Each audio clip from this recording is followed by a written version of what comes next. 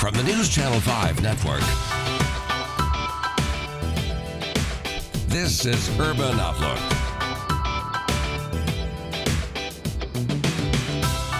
Hello and welcome to Urban Outlook. I'm April Eaton. Thank you so much for being with us today. There is legislation being batted around in state houses across the country on what can and can't be taught in classrooms when it comes to race.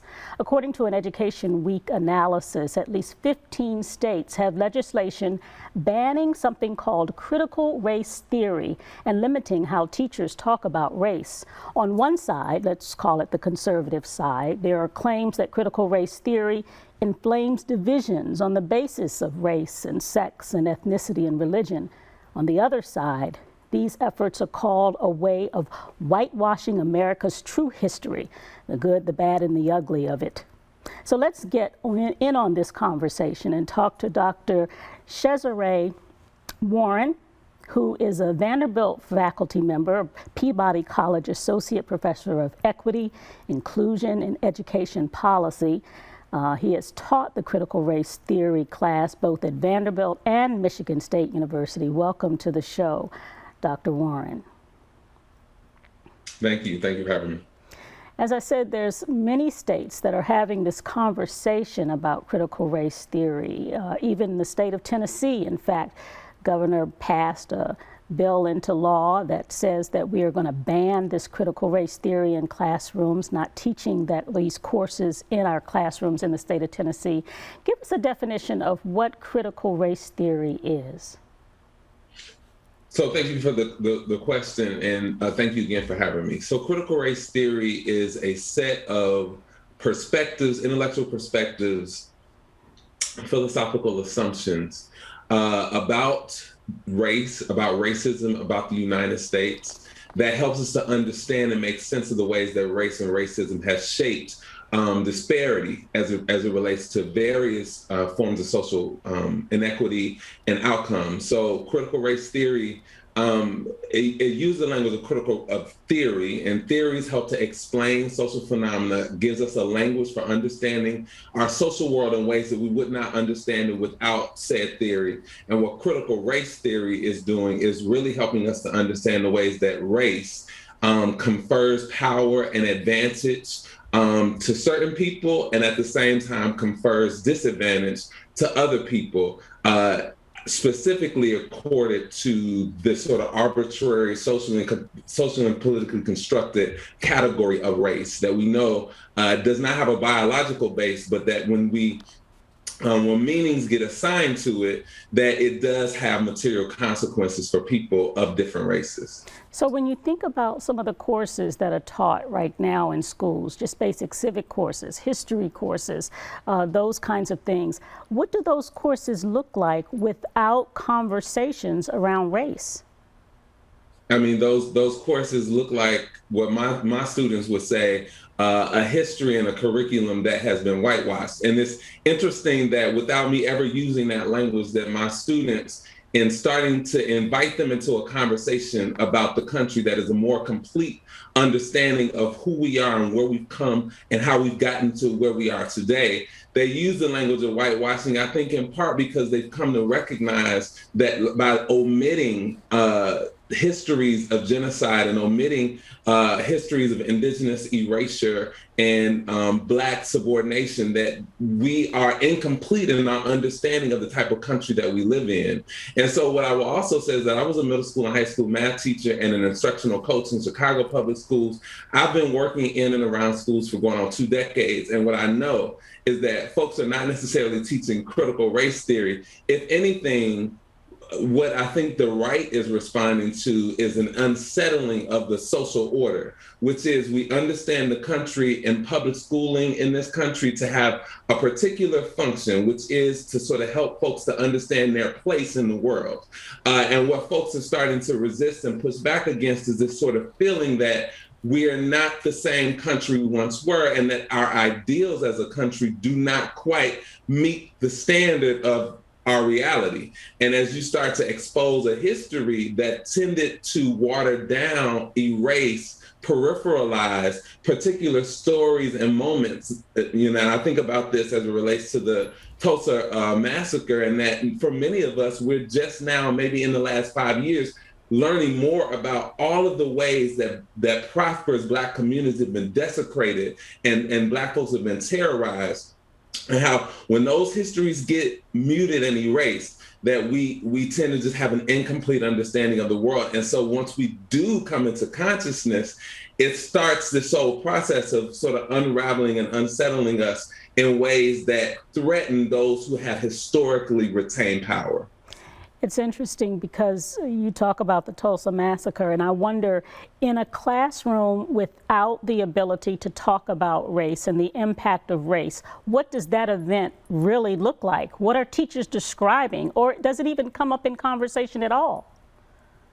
Yeah, that's a good question, and part of this question is a pedagogy question. It's a question of how we tell the story.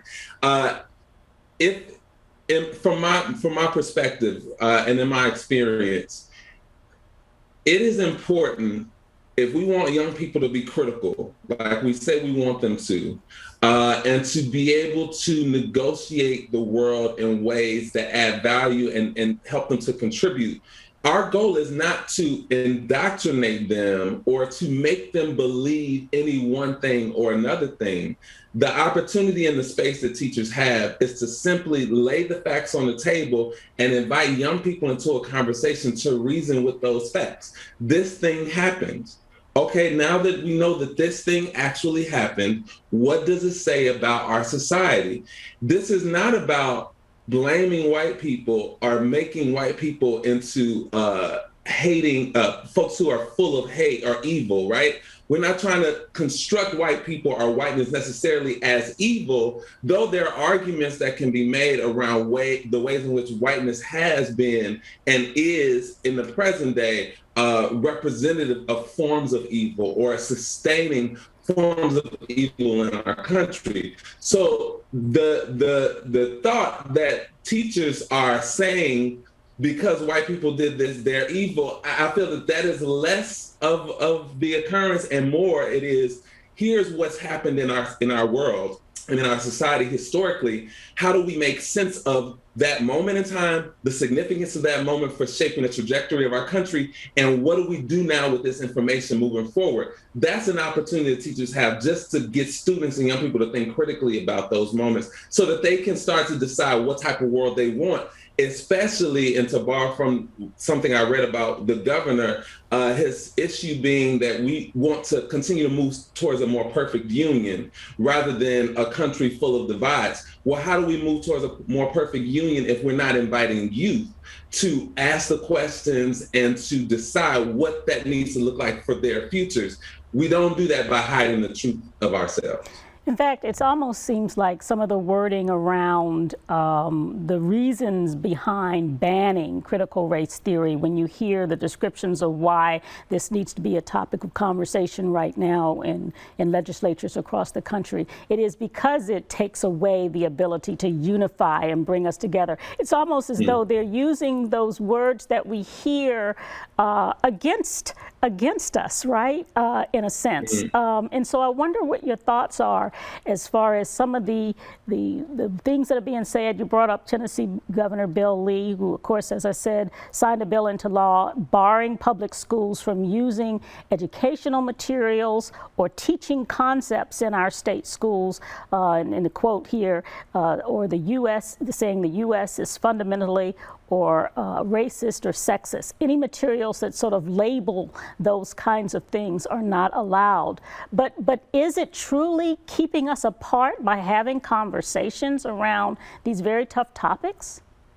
It absolutely is keeping us apart. And I think about the adage, the truth shall set us free, right? How do we get free and get to a place where all of us are free if we cannot tell the truth? And the conversation that I tend to have with my students is that for, let's say you were in school, by the time I see you as an undergraduate, as a freshman in college at 18, you've had at least 15 years of school where you probably said the Pledge of Allegiance, right? Liberty and justice for all. And then I have to start to have a conversation about the trajectory of racism and xenophobia that comes out of chattel slavery and settler colonialism. And the question then becomes, well, justice, liberty and justice and all for whom and at what costs? And I think what these arguments get traction because they rely on sort of superficial truisms in terms of like people, no one would disagree with, we want to be a more unified country.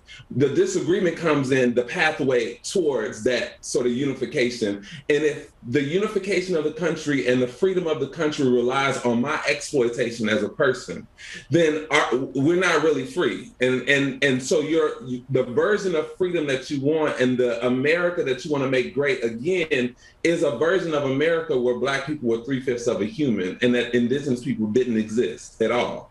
And so that's where we have some conflict. And again, I think what's curious in a post-Obama world is that we've had a moment in time where we did feel like we were post-racial as a country. We had overcome so many of the country's problems with race and racism. But Carol Anderson talks about it in her book, White Rage. With every epoch of progress for Black people and progress in this country, there's also, in response, levels of white rage and backlash. And we have just seen this over and over again, that folks respond viscerally to a feeling of their power being taken and stripped away. One other example of that is Charlottesville. The thing that they said were, whose streets are streets, blood and soil. These are sort of dog whistles to Nazism, and as a way for them to say,